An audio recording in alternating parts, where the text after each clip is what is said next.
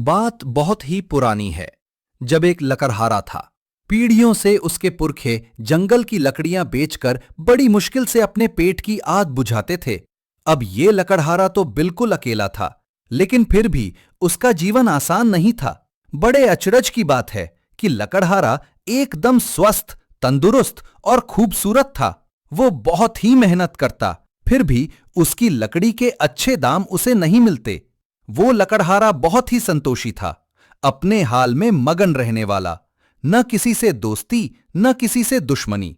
अपनी नींद सोता, अपनी नींद उठता। उस लकड़हारे की एक खासियत यह भी थी कि उसने सूखे पेड़ के अलावा कभी हरे भरे पेड़ पर कुल्हाड़ी नहीं चलाई थी। उसका मन कहता था, जैसे अपने प्राण वैसे ही वनस्पति के भी प्राण। इसके अलावा लकड़हारे को बांसुरी बजाने का भी बहुत शौक था। उसे जब भी समय मिलता वो तालाब के किनारे बैठकर मधुर बांसुरी बजाता। वो बांसुरी बजाने में इतना मगन हो जाता कि उसे समय का ध्यान भी नहीं रहता था। वो हमेशा अपने काम से काम रखता, अपनी राह जाता, अपनी राह आता। न जागते हुए कोई बवाल, न सोते हुए कोई जंजाल। एक दिन हमेशा की तरह सांझ की बेला में अपने ठिकाने पर आ रहा था। ठिकाना तो क्या था, बस एक टूटी फूटी सी झोपड़ी थी।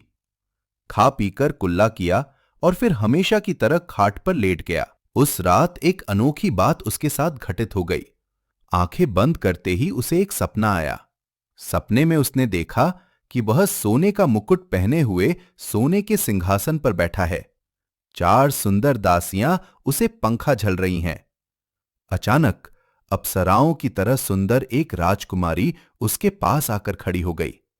राजकुमारी की मुस्कान और उसके अनुपम सौंदर्य को वह देखता ही रह गया। सौभाग्य यह हुआ कि राजकुमारी से उसका विवाह हो गया। अगली सुबह जब वह उठा, कंधे पर कुल्हाड़ी धरी और मुस्कुराता हुआ जंगल की ओर रवाना हो गया। मुस्कुराते मुस्कुराते ही उसने सूखी लकड़ियों का गट्ठर बांधा और फिर मुस्कुराता हुआ बस्ती में वापस आ पहुंचा। बस्ती के लोगों ने जब उसके होठों पर मुस्कुराहट की चमक देखी तो पूछ लिया, जड़े खोदते हुए कोई गड़ा हुआ धन मिल गया क्या? किसी ने पूछा, रास्ते में कहीं से कोई खोया हुआ जेवर तो नहीं मिल गया? आखिर बिना वजह मुस्कुराने का क्या मतलब है? तब कहीं जाकर उस लकड़हारे को अपनी मुस्कान का ख्याल आया और साथ ही साथ मामूली सा अचरज भी हुआ।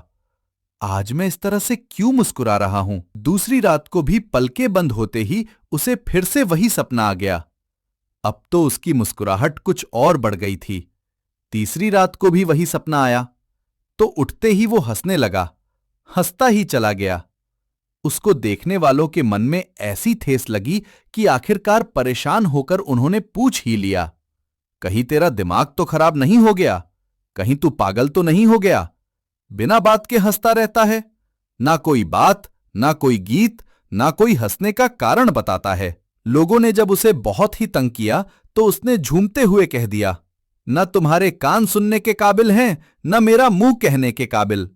गांव वालों को उसकी ये बात तो उसकी हंसी से भी ज्यादा कड़वी लग गई। लोगों ने सोचा, ये आदमी तो किसी को आदमी ही नहीं समझता, भला इतनी भी क्या हेकड़ी। गांव के लोगों ने इकट्ठा होकर गांव के ठाकुर से प्रार्थना की कि अब वही लकड़हारे से उसकी हंसी के मायने पूछे।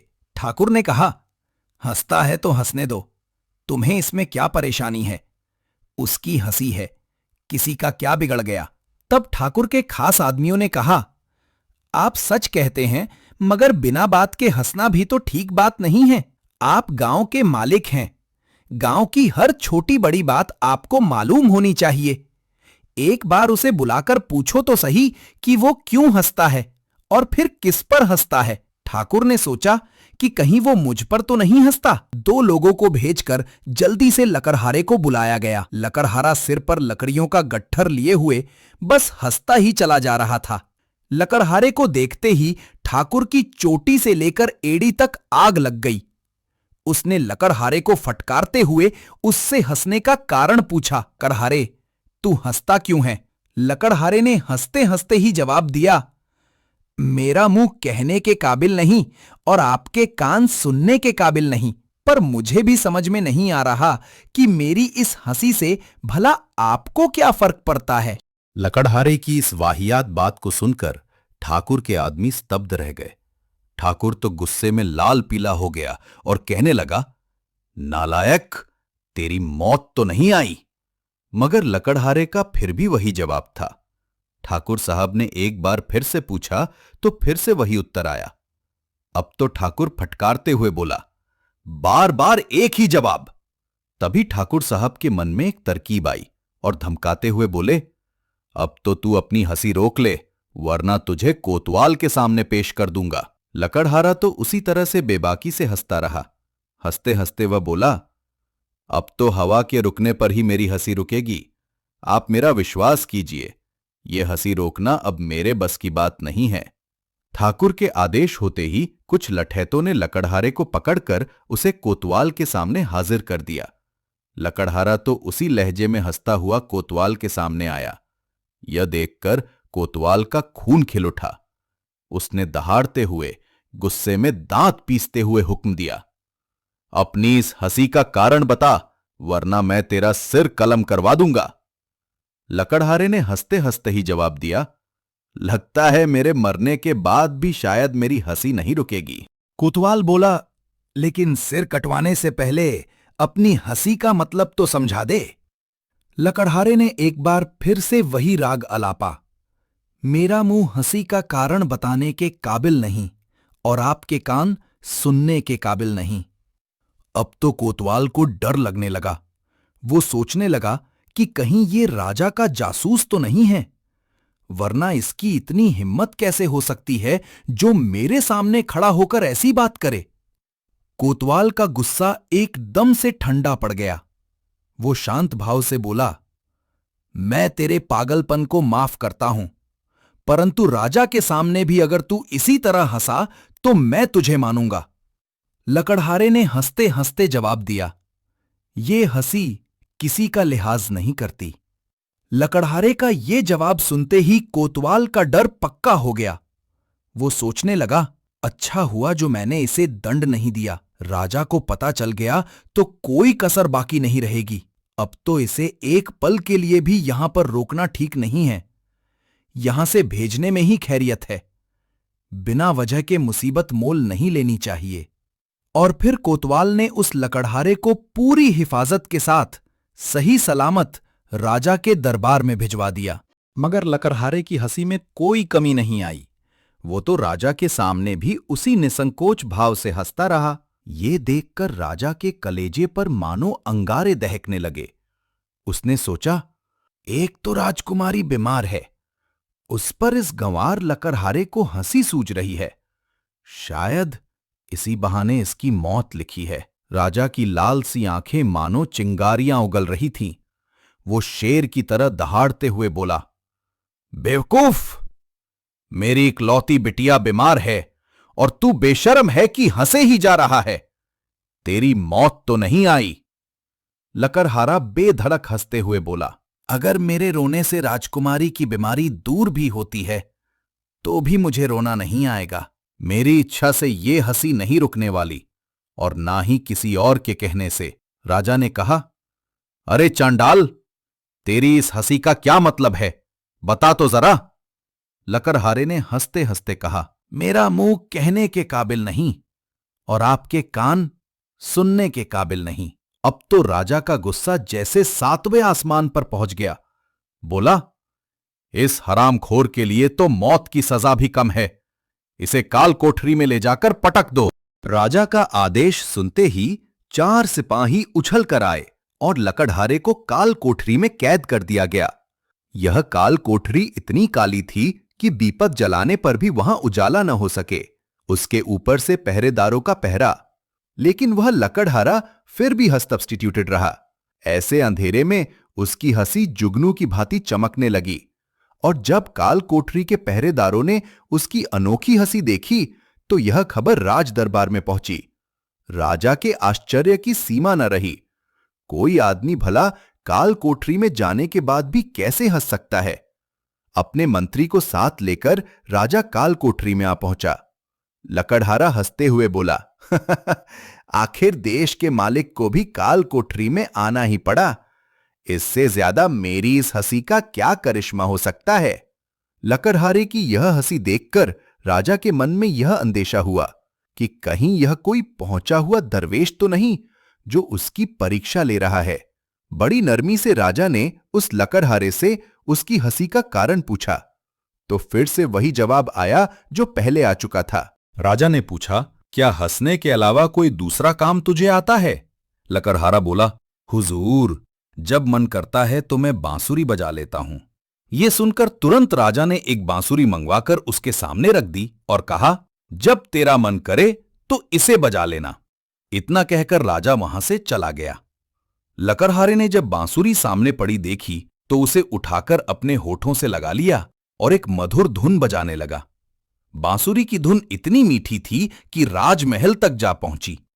इधर राजा की बेटी, जो पिछले कई महीनों से बीमार चल रही थी, एक दुर्घटना के कारण उसकी याददाश्त जा चुकी थी। बांसुरी की धुन उसके कानों में पड़ी तो वो अपने कमरे की खिड़की पर आकर सुनने लगी। उस धुन को सुनकर मानो उसके मन को शांति मिलने लगी। अब तो लकड़हारे का ये रोज का काम हो गया। बहुत देर तक वो हंसता रहता और फिर काफी देर तक अपनी मधुर बांसुरी बजाता। उसकी बांसुरी की धुन सुनकर राजकुमारी की तबीयत में धीरे धीरे सुधार होने लगा। रानी ने जब ये देखा कि उसकी बेटी पर बांसुरी की धुन का बहुत अच्छा असर हो रहा है, तो उसने राजा से कहा, आप उस कैदी लकड़हारे को हर रोज कुछ देर के लिए काल कोठरी से बाहर निकलवा दिया करें, ताकि वो बाहर आकर बांसुरी की धुन बजा सके और हमारी बेटी आराम से उसकी धुन का आनंद ले सके। राजा ने रानी की बात मान ली और लकड़हारे को महल के बगीचे में बांसुरी बजाने का आदेश दिया। इस बहाने लकड़हारे को भी खुली हवा में सांस लेने का मौका मिल गया। राजकुमारी, जो अपने कमरे की खिड़की पर खड़ी होकर उसकी बांसुरी की धुन सुना करती थी, एक दिन बगीचे में आकर लकड़हारे के पास बैठ गई। उसने देखा कि लकड़हारा अपने आप में मगन बांसुरी बजा रहा है। कुछ क्षण बाद जब लकड़हारे को एहसास हुआ कि राजकुमारी वहीं पर बैठी है, तो वो एकदम से चौंक गया। राजकुमारी ने लकड़हारे से कहा, मैं मां से तुम्हारे बारे में सुना है कि तुम मुस्कुराते बहुत हो, लेकिन आज तक तुमने अपनी हंसी का कारण किसी को नहीं बताया। क्या तुम मुझे अपनी हंसी के मायने नहीं बताओगे? राजकुमारी के ये बोल सुनकर लकड़हारे के कानों में जैसे शहद घुलने लगा। उसके मुंह से अचानक ही निकल गया, वक्त आने पर मैं अपने आप ही बता दूंगा, आज बताने का समय नहीं है। वह थोड़ी देर तक वहां पर बैठी हुई लकड़हारे को निहारती रही और फिर बिना कुछ कहे चुपचाप वहां से चली गई। अब तो राजकुमारी रोज अपने पिता से आज्ञा लेकर लकड़हारे से मिलने के लिए आने लगी, मगर दूसरी तरफ राजा को लकड़हारे की हंसी बिल्कुल भी नहीं सुहाती थी। राजकुमारी लकड़हारे के पास काफी देर तक रुकती, उसकी बांसुरी सुनती, उससे बातें करती और एक छोटी बालिका की तरह उससे तरह तरह के प्रश्न पूछती कि वह किस तरह से लकड़ियां काटता था, किस तरह से गट्ठर जमाता था, उसका गांव कहाँ पर है और कैसा है। राजकुमारी के सवाल सुनकर लकड़हारा सब कुछ सच सच बता देता। राजकुमारी चुपचाप उसकी बातें सुनती रहती। धीरे धीरे राजकुमारी बिल्कुल स्वस्थ हो गई। एक दिन रानी ने इस बात को भांप लिया कि राजकुमारी लकड़हारे से प्रेम करने लगी है, तो उसने ये बात राजा से कही, हमारी इकलौती बेटी लकड़हारे से प्रेम करती है और वो लकड़हारा भी बुरा आदमी नहीं है, देखने में सुंदर है, शरीर से हष्टपुष्ट है। मुझे तो लगता है कि हमें राजकुमारी का विवाह उसी से कर देना चाहिए। राजा बोला, देखो रानी, हमारी बेटी का विवाह जिससे भी होगा वो हमारे बाद इस राजगद्दी का उत्तराधिकारी बनेगा, इसलिए हमें देखना होगा कि उस लकड़हारे में एक राजा बनने के सभी गुण हैं या नहीं। जिस दिन वो लकड़हारा मुझे लायक लगेगा, उस दिन मैं अपनी बेटी के विवाह के बारे में सोचूंगा। इधर राजकुमारी जब लकड़हारे को हंसते हुए देखती तो उसके होठों पर भी मुस्कुराहट आने लगी। इस तरह से समय बीतता गया। एक दिन जब राजकुमारी लकड़हारे के पास आई तो वो बहुत ही उदास थी। लकड़हारे ने अधीर होकर उसकी उदासी का कारण पूछा। राजकुमारी ने धीरे से आह भरते हुए कहा, लगता है अब मेरे पिताजी महाराज का राज्य उनसे छीन जाएगा।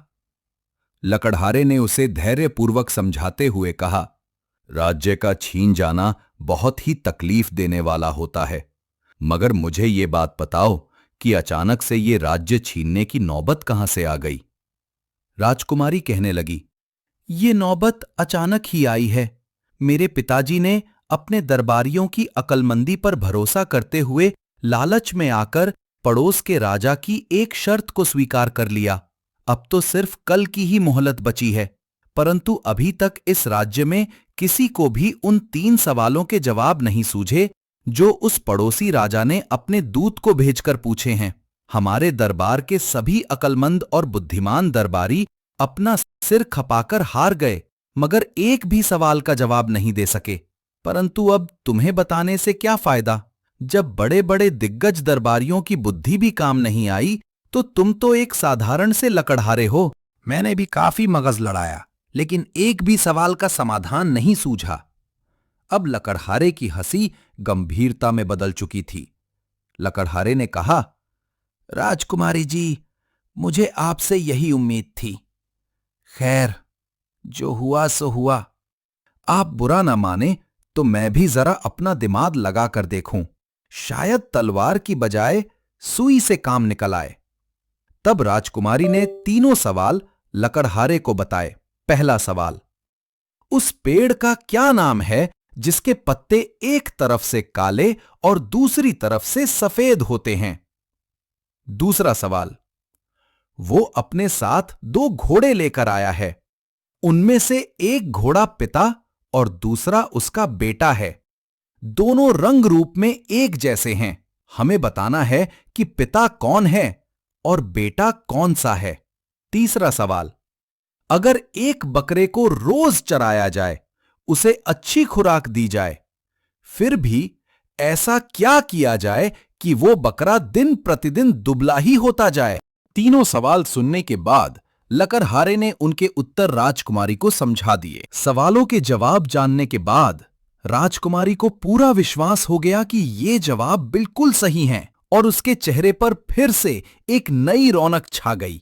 राजकुमारी मुस्कुराती हुई राजा के पास पहुंची और बड़े उत्साह से कहने लगी, कल मैं दरबार में आऊंगी और उन तीनों सवालों के जवाब दूंगी। पिताजी, आप किसी भी बात की चिंता मत कीजिए। अगले दिन महल में विशेष दरबार सजाया गया। पड़ोसी राजा का दूत अपने दोनों घोड़ों और एक बकरे के साथ उपस्थित हुआ। पूरे दरबार में सन्नाटा पसरा हुआ था। सभी की निगाहें महाराज और राजकुमारी पर टिकी थीं। दूत ने आगे बढ़कर कहा, महाराज, जैसा तय हुआ था, मैं अपने राजा की ओर से 3 प्रश्न लेकर आया हूं। यदि सही उत्तर मिले तो आपका राज्य 2 गुना हो जाएगा, अन्यथा आपको अपना राज्य खाली करना होगा। महाराज ने धीमे स्वर में कहा, इन प्रश्नों का उत्तर मेरी पुत्री स्वयं देगी। राजकुमारी आत्मविश्वास से खड़ी हुई। उसकी वाणी में न झिझक थी न डर। पहला सवाल दूत ने पूछा, वह कौन सा पेड़ है जिसके पत्ते एक तरफ से काले और दूसरी तरफ से सफेद होते हैं? राजकुमारी मुस्कुराई और बोली, वह पेड़ है ताड़ का पेड़। उसके पत्ते दिन में सूरज की रोशनी में चमकते हैं तो एक ओर से हरे सफेद नजर आते हैं और जब छाया पड़ती है तो दूसरी ओर से काले जैसे प्रतीत होते हैं। दरबारियों ने एक दूसरे की ओर देखा और सहमति में सिर हिला दिया। दूसरा सवाल दूत ने कहा, मेरे साथ ये 2 घोड़े हैं। एक घोड़ा पिता है और दूसरा उसका बेटा। दोनों ही रंग और आकार में एक जैसे हैं। बताइए, पिता कौन है और बेटा कौन सा? राजकुमारी आत्मविश्वास से घोड़ों के पास गई, दोनों को ध्यान से देखा और बोली, पिता वही है जो आगे बढ़कर पहले पानी पिएगा और बेटा वही होगा जो उसके पीछे पीछे जाएगा, क्योंकि प्रकृति का नियम है कि संतान हमेशा अपने पिता के पीछे चलती है। दूत ने दोनों घोड़ों को पानी के सामने किया। सचमुच पहले एक घोड़ा आगे बढ़ा और दूसरे ने उसके पीछे पीछे पानी पिया। दरबार में तालियों की गड़गड़ाहट गूंज उठी। तीसरा सवाल। अब दूत ने आखिरी प्रश्न पूछा, ऐसा क्या किया जाए कि एक बकरा जिसे रोज चराया जाए और अच्छा भोजन दिया जाए, फिर भी दिन प्रतिदिन दुबला होता जाए? राजकुमारी ने बिना देर किए उत्तर दिया, अगर उस बकरे को उसकी मां से दूर कर दिया जाए तो चाहे उसे कितना भी भोजन मिले वह दिन प्रतिदिन दुबला ही होगा, क्योंकि उसकी मां की याद और स्नेह से वंचित होकर उसका मन टूट जाएगा और मन टूटने से शरीर भी दुबला होता जाएगा। पूरे दरबार में सन्नाटा छा गया। फिर दूत ने गंभीर स्वर में कहा, राजकुमारी ने बिल्कुल सही उत्तर दिए हैं। मैं हार मानता हूं। मेरा राजा अपनी प्रतिज्ञा के अनुसार आपके राज्य का आधा हिस्सा आपको भेंट करता है। तब राजकुमारी ने अपने पिता को सारी बात सच सच बता दी कि यह सब कुछ उस लकड़हारे की बुद्धि का चमत्कार है। ये सुनकर राजा का माथा ठनका। वो सोचने लगा, क्या सचमुच ये कोई चमत्कार है जो वो अकलमंद लकड़हारा हमारे कैदखाने में पहुंच गया? वरना ऐसे जटिल प्रश्नों का अर्थ भला इस राज्य में कौन दे पाता? राजा को भी उस लक्कड़हारे की अकलमंदी पर पूरा विश्वास हो गया और तब उसने ये फैसला किया कि उस लकड़हारे में सचमुच वो सभी गुण मौजूद हैं जो एक कुशल राजा में होने चाहिए। उसने अपनी रानी की सलाह को मानते हुए ये घोषणा कर दी कि लक्कड़हारे का विवाह राजकुमारी से किया जाएगा। तब लक्कड़हारा सोचने लगा कि बड़े अचरज की बात है, आज तक जो मैं सपने में देखकर मुस्कुराता रहा वो बात बिल्कुल सच हो गई। ये सोचते सचते उसकी फिर से हंसी छूट गई। तब राजकुमारी ने पूछा कि आज तक तुमने मुझे अपनी हंसी का रहस्य नहीं बताया। वो बोला, राजकुमारी, आज मैं इस भेद से भी पर्दा उठा देता हूं। दरअसल बात यह है कि मैं पिछले कई महीनों से एक ही सपना देख रहा था कि मेरी शादी एक राजकुमारी से हो रही है और आज वो सपने वाली बात बिल्कुल सच हो गई। बस यही मेरी हंसी का कारण था। तो दोस्तों, यह थी आज की कहानी। कहानी यहीं खत्म होती है। कहानी कैसी लगी कमेंट करके जरूर बताइएगा। चैनल पर नए हैं तो चैनल को सब्सक्राइब करना बिल्कुल भी मत भूलिएगा। मिलते हैं अगले वीडियो में, तब तक के लिए राधे राधे।